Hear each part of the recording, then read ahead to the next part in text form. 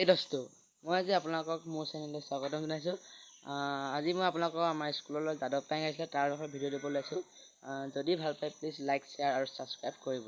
তো আজিলৈ আহক আমি ভিডিঅ'টো ষ্টাৰ্ট কৰোঁ। নমস্কাৰ বন্ধুসকল, এয়া আমাৰ আপোনালোকক দেখাব লৈছোঁ স্কুলখন।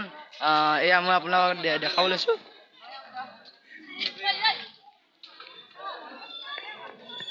এয়া আমাৰ যি প্ৰথম যা এখন গেট বুলি কয়, ইয়াৰ দ্বাৰা আমাৰ স্কুলখন দেখাব পাৰি। এখন ফুলনি বাগিচা।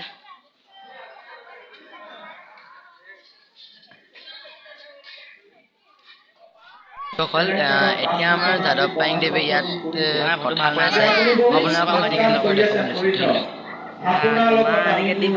ফটোটো ভাল দিব আজি।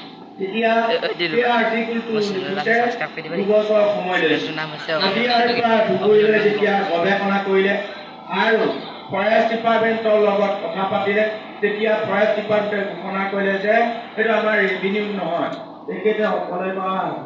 তেতিয়া কোৱাৰ লগে লগে 2010 চনৰ 25 জানুৱাৰী এখন দৈনিক জনমী জিতু কলিতা আৰ্টিকেলটো লিখাৰ লগে লগে DY365 টাইমছ অফ ইণ্ডিয়া আৰ্টিকেলটো লিখাৰ লগে লগে জৱাহৰলাল ইউনিভাৰ্চিটিয়ে মোক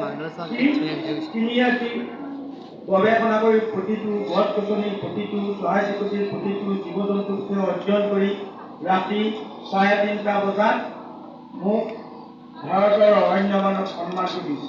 দিয়াৰ লগে লগে তেতিয়াৰ মুখ্যমন্ত্ৰী তৰুণ গগৈয়ে ফোন কৰিছিল, দেশৰ আগবাঢ়ি ইউনিভাৰ্চিটিত দেশৰ গৌৰৱ বঢ়াই পেলাই তোমালৈ শুভেচ্ছা জনাইছোঁ।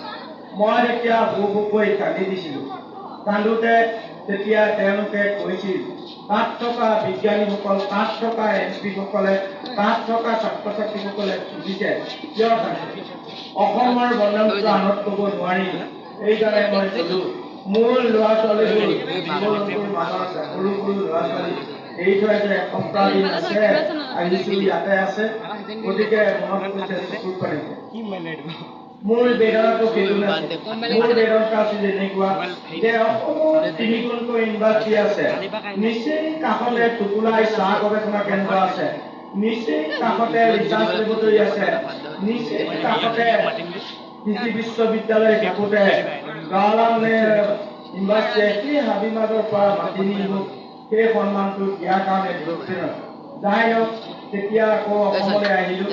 অসমলৈ অহাৰ প্ৰথম লখিমপুৰ গাৰ্লছ কলেজে মোক তাত সম্বোধনা জনাই, তাত সম্বোধনা জনাওঁতে তেতিয়া আকৌ মাতিলে বম্বে, চন্দ্ৰ মুখানন হ'ল বম্বেলৈ মাতি এপিজে আব্দুল কালাম ছাৰৰ বিশ্ব একাকৈ ভাল কাম কৰাৰ কাৰণে তোমাক 60 কেজি ডায়মণ্ড সেৱা 1 লাখ টকাৰ চেক বিশ্ববাসীৰ কাৰণেই কৰিবলৈ কৈছে। आपका सब्जेक्ट